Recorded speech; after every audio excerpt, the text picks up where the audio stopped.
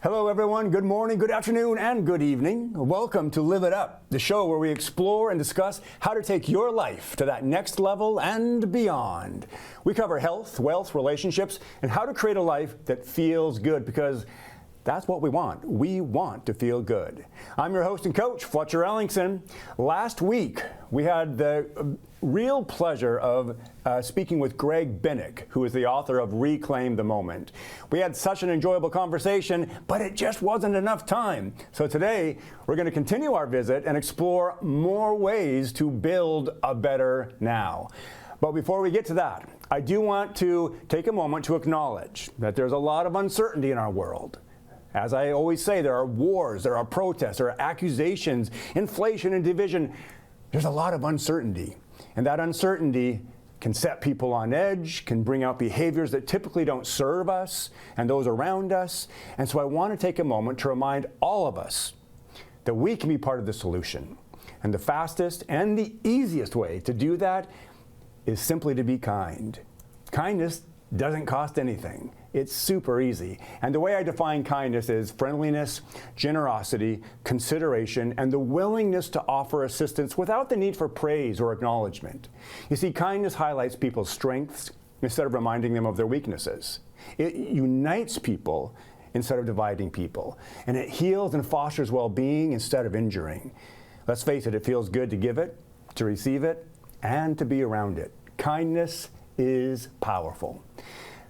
Hey, let's get to the interview, but we got to take a short commercial break, so stay with us. We'll be right back.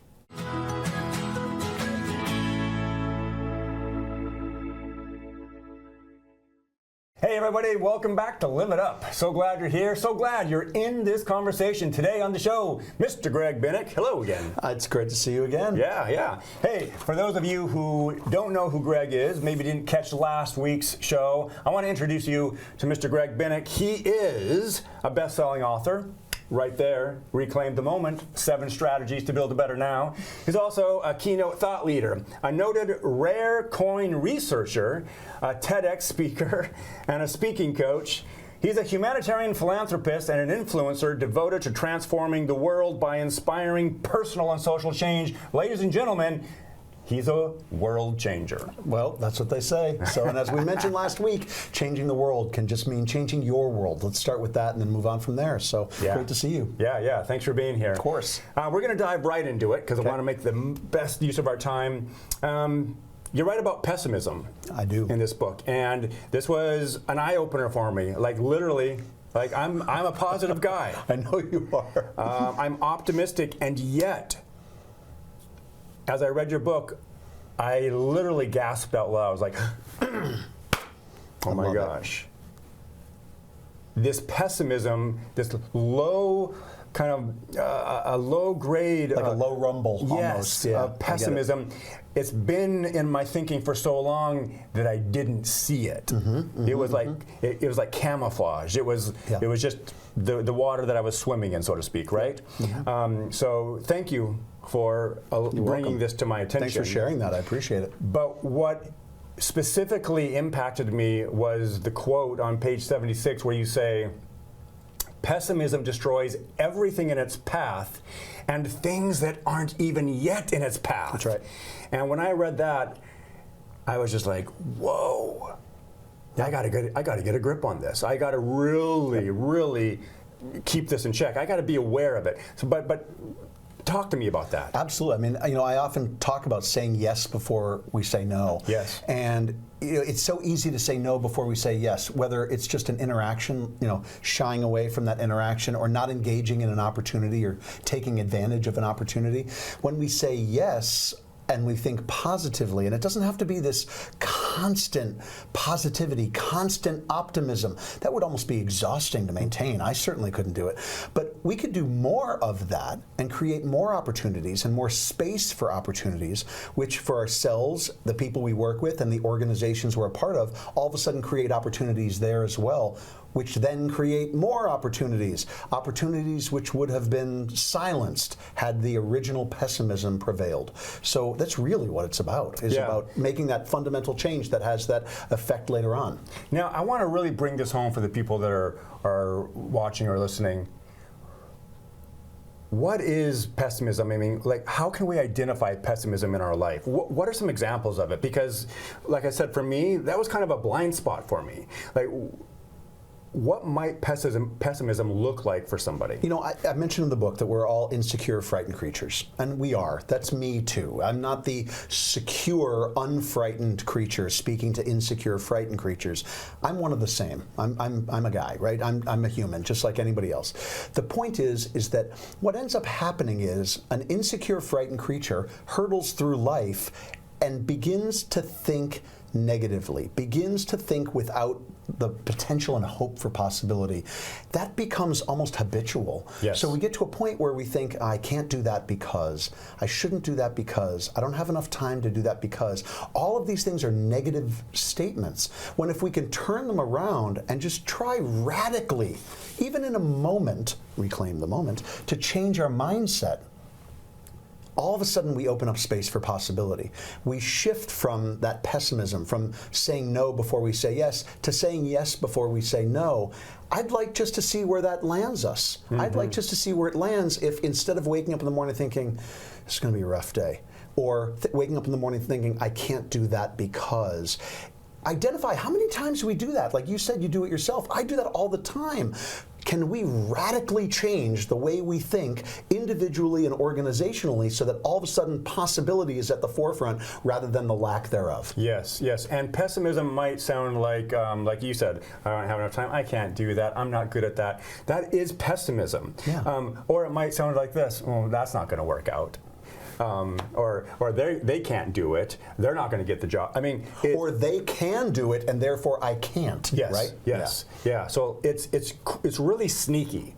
So we really want to pay attention to that. Yeah. And then what you said is to get radical. Now, I love the concept of getting radical. I talk a lot about that concept with my clients, and I define radical as simply a departure from the norm. Absolutely. Now, that departure doesn't have to be a 180-degree treat. No. It can just be a very small action or thought that is a departure from how you usually act or think. Yeah, absolutely. Right? I went to acting school, and in acting school, there was one exercise which changed my life. It's going to sound so mundane and simple, but the teacher had us all sit down on the ground, and then said, "Get up." And get up on the leg that you don't normally get up on. Meaning if you use your left leg to stand and balance yourself, try using your right leg for a while. Or just even once, and then try it a few times for a while. That was a radical departure for me. Meaning Yes. I've done it this way my entire life. Something as mundane and simple as standing up, I'm going to try it a different way. How many times throughout the day can I make different choices like that? And from an acting perspective, the idea was if you typically do it this way, try this way and see where it ends up. Well, the same can be true in our lives. How often do I go through my life in such a routine, mechanical way with my interactions with others? Good morning, Susie. Hi, Mike. That I don't even think about possibilities. Maybe don't say hi to Susie or Mike in the morning. See where that lands. Or do something different. Just shift yourself radically so that the outcome of your day is unexpected and different. I think that's more interesting. Yeah, absolutely. Good. All right. So what can we do if we are feeling pessimistic? Like, what's the step to reclaiming the moment? Absolutely. So I talk in the book about relationships, and let's just take that as an example. And there's a number of different avenues in the book. Believing in the possibility of kindness or exploring creativity. Let's just talk about relationships for a second. One way through is in relationship, meaning when we're in a relationship, we become more of ourselves. I am more Greg as a result of talking to you right now. And the same is true in any relationship, whether that's a love relationship, a work relationship. Dive into relationship. Connect with somebody else. Offer an idea. Be vulnerable with somebody. Reach out to somebody you haven't talked to in a while. Reach out again to someone you talked to 35 minutes ago. In relationship, we're going to learn more about ourselves. And that creates space for possibility, and that is going to soothe that pessimism and open up opportunities for us. Okay, this is the perfect jumping off point for, we got like 2.5 minutes or 3 minutes here. Share the story that's completely relevant to this about when you were on the boxcar in India. Amazing. So I was on a train in India, and I was heading to the north of India, and I was by myself. This is many years ago. I was by myself, and I had been a street performer at major festivals, and at those street performances, I would juggle, I would interact with people, I'd blow up balloons for kids. I was basically, a street performer. I'm on this boxcar in India, and as I'm sitting in the boxcar seat, basically, there's very rudimentary seats there. A family gets on the boxcar at the next stop, and they're sitting and they're just staring at me. And that is just a cultural thing that happens there, where people will just stare. But for me, it's very unnerving. I'm now on a boxcar by myself, hurtling through India with an entire family, boy, girl, wife, husband, staring at me. And it's very awkward. I didn't know what to do. The next stop, the platform is filled with Indian military personnel, and these guys all pour onto this boxcar with lots of weapons. With weapons, guns and rocket launchers. They were on their way to some military exercise. So now I'm sitting on a boxcar with these guys staring at me and this family staring at me, and everyone's staring, and I don't know what to do because I don't speak the language, and everyone around me is heavily armed, and the family's looking at me. And for some reason, I remembered that in my pocket I had a balloon from the street performing times of months before, and I pulled out this balloon, and I just blew up this long balloon. And everyone on the train went, "What?" And I started twisting the balloon into a dog, and I handed it to one of the kids, and they fell over, and the parents were in awe. And then I took out another one, and I gave it to the other kid, and everyone on the train lost their mind. Well, within a minute or so, I realized that all these heavily armed Indian military personnel were waiting for balloon dogs as well. So I started blowing up balloons and handing it to the guy with the bazooka and the dude with the machine gun. The point is, within the next hour, or however long it was, I'm blowing up as many balloons as I had with me in my pocket, in my backpack, anywhere I could find them, blowing them up for these guys. Transformed the situation from this pessimistic, oh my gosh, what happens? What does this mean? I'm just going to shrink back into myself and hopefully disappear, to celebration. That was an awesome moment. Yes, that is the perfect example. I feel like it encapsulates so much of what you're saying in the book. Number one, there was pessimism from you, like you were experiencing some pessimism, because in the book you're like, gosh, I mean, what's going on? What do I do? Am I going to die? Am I, what's going to happen? Yeah, exactly. Am I going to die? Like what's going to happen? Like the Indian military guy's going to shoot me with a bazooka in front of these kids for no reason. I'm not going to die, but we think that. Yes. It's ridiculous, the things we think to ourselves. And so, in a moment, you reclaimed the moment. Yes. Instead of letting that moment go by, instead of you losing that moment, you reclaimed the moment, you got into action, and as a result of that action, you transformed that world around you. That's it. Through a relationship with people with whom I didn't share a common language. Through balloons. I mean, through just balloons. And all of a sudden, the Indian military guys get off the next stop. They're waving at me, gun in one hand, balloon dog in the other. I've made all these friends that I'll never see again. Reclaim the moment, build a better now. That creates a future, because now here we are, right? Having that moment having reverberated over the decades, and here we are transformed by that moment. Why? Because I blew up a balloon and I handed it to a kid. Not because I'm a guru, not because I know more than you, because I simply in that moment decided to do something different other than shrink away and disappear. Beautiful. Great. All right, this is a great place to take a commercial break. Come back. We're going to be back with more with Greg Bennick.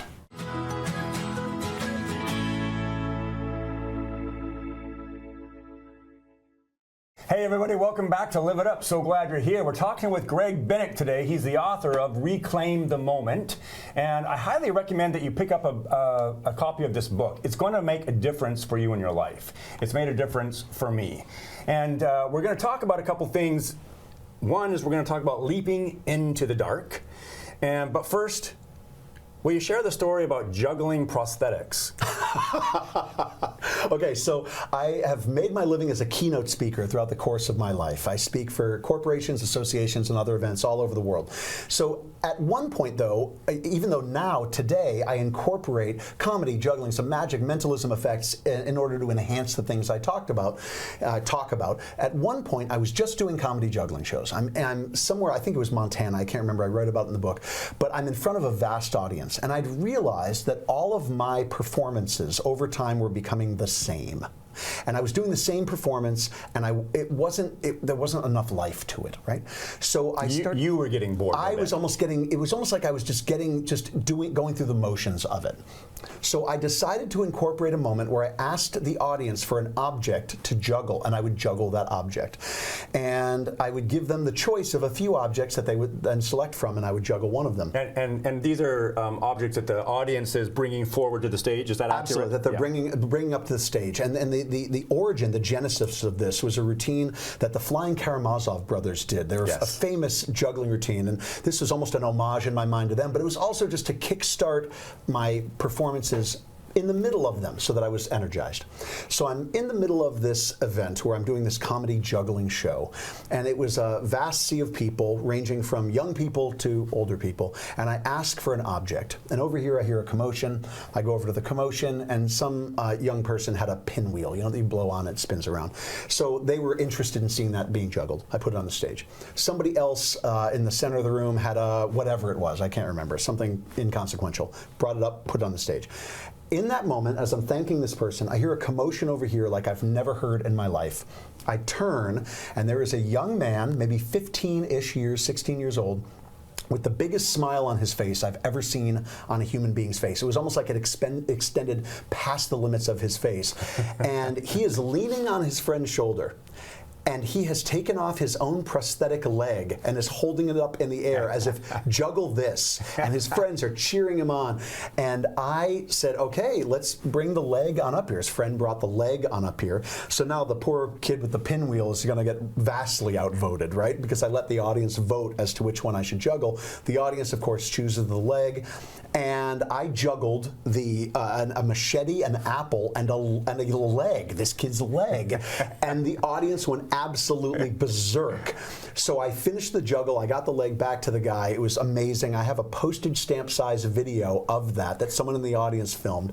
But I love thinking about that because someday that kid is going to be 85, not 15, and his grandkids are going to be saying, Grandpa, tell us about the time you lost your leg. And he'll say, forget about that. Let me tell you about the time this guy juggled my leg, you know? And it was transformative. It was a moment that's going to continue to resonate through time. So it was amazing. I love it. Again, an example of reclaiming a moment, like being present to the moment, like, and engaging with the unexpected thing that shows up. I could have done the same routine, the same show, the same keynote, the same presentation as I had the day before. And it doesn't mean that we have to so radically change the look and feel of our day that instead of going to work, we blow off work and go to the woods, which you're welcome to do, of course. But it could just mean we approach the day differently. And for me to say, I want to try to juggle something I've never juggled before, let me approach the day differently. And you open yourself up to the universe is going to respond. And it responded with a leg. So I juggled the leg, and it will continue to resonate without a doubt. It was fun. So fun. So tell me a little bit about what it means to you to take that leap into darkness. Absolutely. I was in conversation with a good friend of mine, a guy named Michael Motion, years ago, and Michael was a MacArthur Genius recipient, a grant recipient, and we were talking about how creativity doesn't often have a roadmap. You know, we hear the adage of, you know, stepping into the dark, and you search for the light at the end of the tunnel, and you walk towards the light at the other end, and eventually you emerge from the tunnel. Well, with creativity, you don't often see a light at the other end of the tunnel. You step into the unknown, and you keep putting one foot in front of the other as you go through the tunnel, not knowing where you're going to end up. And I think that's an important point to remember, that oftentimes in life and creativity, and it doesn't mean creativity like painting something or fashioning something necessarily, but the creativity which applies itself in relationship. Like it takes, you know, it's a creative endeavor. We don't know where this conversation is going to go. We're leaping into the dark. We're walking directly into that tunnel. We don't see light at the end. We don't know where this is going to go, but we do it anyway. It would be much, much, much easier for me to turn my back to you, not show up here today, and not have this conversation. But when we push ourselves to engage, to leap into the dark, to leap into who knows where this goes, let's see what happens when we do, we create space for possibility. And this is true, again, not just personally, but organizationally. When an organization says, you know what, let's see what happens if all of a sudden possibilities open up that weren't there before. Yeah, really, really good. Thanks for bringing some clarity to that. One of the last topics that I want to talk about is starting a reverberation effect. This is fascinating to me. I'm glad. Right? And I really appreciate this concept because it's what I want my life to be about. I want to create reverberation effect. It's the legacy that I want to leave. Impact, make a difference. Yes. Uplift. Absolutely. Right? But tell me what you mean by the reverberation effect, and if you could contrast it to the ripple effect. Absolutely. So we all hear about a ripple effect. A ripple effect, the idea that we drop a stone in the pond and it ripples out to the edge. And the idea is it's a metaphor for our own potential influence in the world, that we can be the stone and the ripples are our influences. They reach other people. Right. And it's a beautiful metaphor. Absolutely works. 100% works. Roll with it. You do you type of thing.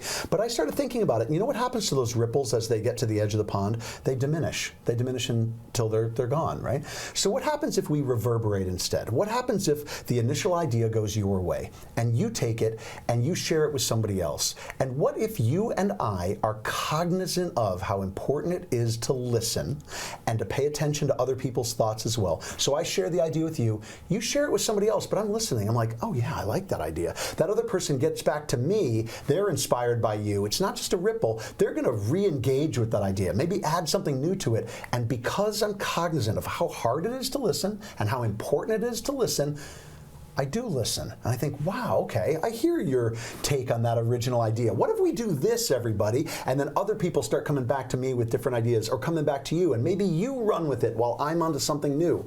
The point is, it reverberates. It starts moving around and amplifies. It doesn't just dissipate as it gets to the edge of the pond. There is no edge of the pond. We're going to take it. We're going to run with that idea. It's going to spread. We're going to reverberate, and all these people are going to be inspired, empowered, feel like their voice can be heard, know that listening matters, know that the relationships amidst that make it possible. It's all the ideas in this book consolidated into an effect that will have an effect on others beyond the scope of just the people in the room. Yeah, love that. And it has the ability to then evolve or amplify. Absolutely. Right? Absolutely. I mean, absolutely it does. You know, so, and that's empowering, right? I don't want to think that my idea is just a, hey, and then that hey echoes into the silence. I'd rather be, hey, and someone says, what? And I say, well, I'm not sure. I just said, hey, let's see where the conversation goes. And then all of a sudden we develop something new. You know, we develop an idea, we develop something and have it grow from there. That empowers individuals to know that their involvement matters. Yeah. At the end of the day, I'm entirely convinced, based on 27 countries, traveling all over the world, that people want to feel as though they matter and that they are valuable contributors to something meaningful. Yes. That is true organizationally, locally, what have you. People want to feel as though they matter. Yes. And when they are engaged in part of that reverberation of conversation or development of an idea, they absolutely do. Love that. That's all the time we have for today. Greg, thank you so much. This has been absolutely inspiring. Pick up a copy of his book, Reclaim the Moment. Go to Amazon or your local bookstore and request it. It's time now for you to get out there, be a source of kindness, be a source of contribution. You do have something to offer this world, and I believe in you.